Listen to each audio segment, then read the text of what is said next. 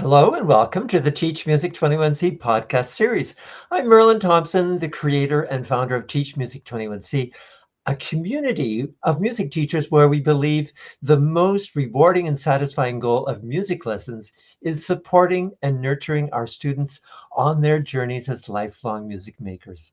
And I'm joined today by Paul McGlinchey, a member of our executive team here at Teach Music 21C. Paul, thanks for joining in. Hello, Merlin. Good to get to spend time with you again. Yeah, it's great to have another chance to share some ideas this morning.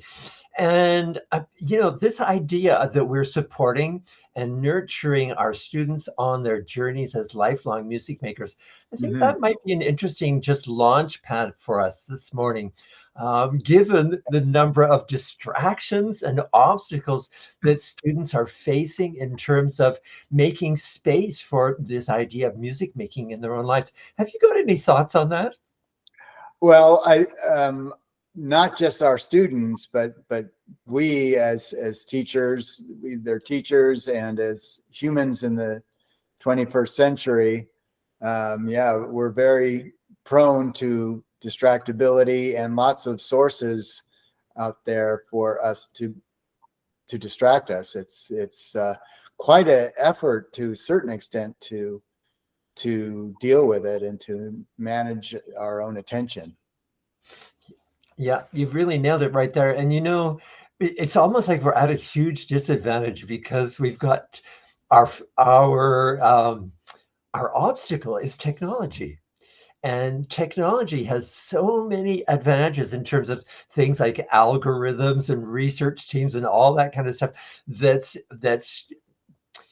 developed mechanisms that can target who we are and that are very, very good at distracting us from things like lifelong music making.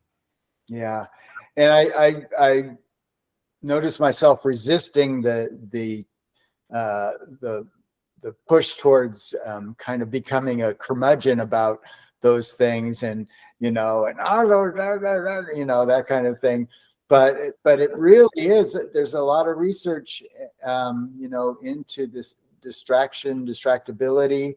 And like you said, there's billions and billions of dollars and research and very bright people whose job it is to keep our attention. And Right. unless we're making the same effort, or I don't know, the same effort, but at least whatever effort we can to maintain our attention on the things that we really want to, it can be quite tempting to just let things go. Sure. And I think that's an important place where Teach Music 21C comes in. And often I'm one of the guys that likes to look back. What were people and imagine what were people doing 100 years ago? What were Mhm. people doing before technology showed up? And in my imagination, I'm going, well, when my dad, so in the 1920s in Saskatchewan, Mm. if they wanted to have music in their home or at church or in their community hall, what were the resources to do that? Well, they had to do it themselves. And so, I just see that there was a time when learning to play a musical instrument or singing was something that you did because if you didn't do it, you maybe didn't have very much music in your life at all. And then technology gradually started showing up with things like the phonograph, the television, then of course the computer. And I feel almost as if gradually, without us knowing, without us even being aware of it, it's like all this technology kind of just took away our inclination for making music for ourselves. Yeah, it encourages more passivity than I think there's been in the past. Um, and of course, when we say the past, people are going to have different concepts of Right. what that is. For many of our students, the past could be, a year ago or last month, or even us as teachers, 10, 20 years ago can be different than 40, 50 years ago, or like you said, 100 years ago. So Yeah. those timescales can be quite dramatically different. Of course, the question really before us is, how do we deal with our distractibility now? And what are the sources of that? And how can we take advantage of the things that we do want and can be helpful without completely disarming ourselves into just, constant passivity?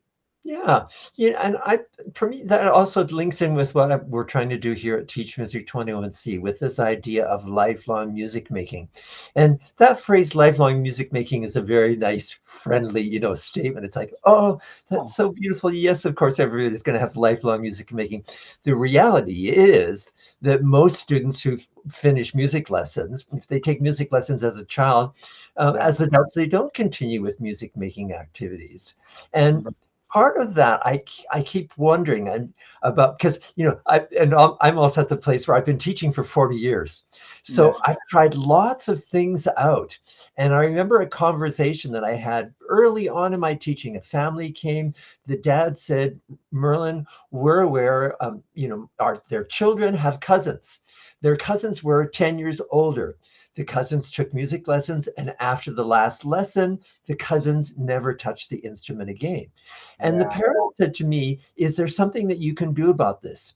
And I said, "Yes, absolutely." And so I jumped in, and those kids in that particular generation of my teaching were very busy. We were doing chamber music, we were doing tours, we were playing in the malls at Christmas time, we did the Calgary Stampede. Those kids were so busy doing music, it was just amazing. But at the end of 10 years, and when I looked, did they continue to play the piano after their last lesson? Well, actually, no, they didn't. In spite of the fact that they'd had this amazing journey. So as I look back on it, I went, well, what was missing? Mm-hmm. And here's where, teaching for 40 years helps out, because you get Right. to go through all kinds of iterations. And I saw that all of the things that I was having my students do were things that I came up with. So all of them belonged to me. They were fun things that we were doing, but they all belonged to me. And so then there came this shift in my teaching, and I started saying, well, what am I going to do about this? Because if the all belongs to me doesn't result in lifelong music making, I need to try something different. And it Mm-hmm. became the real openings for me for that whole shared curriculum, which is such a basic of Teach Music 21C. But again, how do I get conversant? How do I become knowledgeable about this style of teaching, where I'm inviting students to bring in, where I'm doing things like, we've talked about here before, my chill out concert, earlier this year. Right. So the shift from the teacher-led situation to a shared curriculum place, uh, it's a major part of what I can see is going to sow the seeds for this real idea of, yeah, let's get it going, lifelong music making. Because lifelong music making, although it's out there in the future, we have the opportunity to get it going right now. Yeah, yeah, and I think that's really important, to that idea of the shared, curriculum, of getting students to be more involved in the music making, not just the concerts and things like that, but like you said, doing music that they really like, and all of the things that you teach us, in terms of getting the students to be more involved, to be more self-motivated, so that kids, children back 40 and 50 years ago who were taking music lessons, they didn't have all the internet and things that we were talking about, and yet they still, at the end of their music lesson career, so to speak, I hear stories all the time from friends and others who say, gosh, I really wish I'd stayed with music lessons, after I became an adult, because wow, the real regret and sense that they missed something important, Sure. that lifelong music making that you bring up so often is so Yeah. important. Yeah, so it's not just that there was an absence of a great amount of distractions in terms of technology before. Right, It's right. also that the teaching structure wasn't such that students felt that this, I would say weren't entirely sure that journey belonged to them. For me, Right. that's a statement I'd like to use a fair amount, because it's Yes. different when you're on somebody else's journey as to whether or not you'll continue with it. Yeah. When you feel like the journey really belongs to you, and when you've been investing in that journey all the way along, not just in terms of skills and knowledge or learning to play really well, but also in terms of what is this? How is this of value to me? And how do I use this skill Mhm. as maybe part of my own wellness makeup, if I can call it something like that? Yes. Yeah.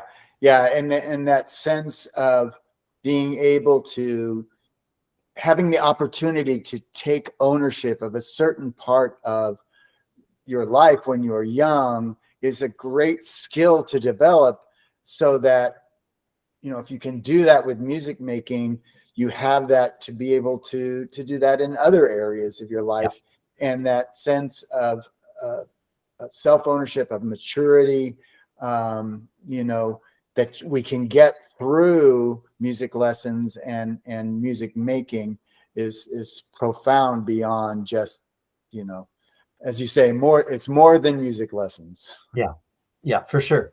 And it's the whole thing of what do I come? I go, no matter how difficult or easy the repertoire is, no matter whether we finish learning the piece or not, no matter our level of excellence or competency or whatever, we go back to music again and again. Why? And for me, the simple statement is because music reminds us of who we are. It Mm, reminds you of who we are as individuals and who we are in our communities as well. yeah, yeah. And to me, that brings up the idea of having a practice as opposed to practicing, having a practice where we come back to something, where it's just part of our lives and it's Right. something we do. And and um yeah, we just engage in it, and it isn't like, oh, now it's practice time, Right. set the clock, tick tick tick tick tick, oh good, I'm done. No, it's something like, oh, it's something that we engage in, like any kind of craft, and anything where we're able to build skills and have the thrill of seeing ourselves do things that we couldn't Mhm. do before. Yeah. uh, that's just invaluable, and Yeah, something. you touched on something really amazing. It reminds me of one of my students, talking with her mother on the phone. Mom says, "Oh, yes, and so, my daughter, she's practicing the piano every day, and it's really wonderful." I'm thinking, she doesn't practice every day. What are you talking about? And then but so I didn't say anything. That's what's running through my mind. She says, she'll be studying for her school homework or whatever, and she'll go to the piano and play a piece through, and then she'll go back and do some more homework, and then maybe half an hour later she'll go and play another piece through. Oh, wow. That's not called practicing. But then at the same time, I went, oh, actually, that's what I'm hoping my students will do. Yeah. That's what I'm hoping they'll do, because they've taken music lessons, that they'll see this musical opportunity as a place to just ground themselves for, 5 minutes, to get away from the, Right. whatever the obstacles that they're encountering with schoolwork or whatever. And so when I heard about this, I kind of just stepped back and went, maybe I need to talk about that more often. Then Mm, not so much about did you fulfill the goals of your practicing this week? That might be a question we might explore, but at the same time, exploring the idea of, well, how many times did you go and just really enjoy what the piano was all about this last week? right. Yeah. And I love that story. It reminds me of, the Pomodoro technique, where we work for a certain amount of time, 20 minutes or 30 minutes on real Exactly. brain stuff like doing schoolwork. And then we take 5 or 10 minutes off, to kind of free ourselves and let thoughts flow, and kind of get back to it. So she was using music as that Yeah. way of relaxing Yeah. and kind of using both sides of her brain, as we know music does. And it's kind of a reset to get back to her homework. Oh, I love that idea. That's beautiful. Well, with that, Paul, we should probably wrap things up today. We've worked through distractions, technology, the evolution of music lessons over the last 100 years, the evolution of how technology has impacted our distractibility and our use of time, I would say as well. And just kind of highlighted that Teach Music 21C is here as a really strong platform for really getting that whole idea of lifelong music making taking place while students are young, while they're taking music lessons. So it's not something that's off there in the future. It's something that we're investing in right now. Indeed. Yes. So with that, I'm Merlin Thompson. I've been here with Paul McGlinchey. This is the Teach Music 21C podcast series. Thanks, Paul, for joining in today. My delight as always, Merlin.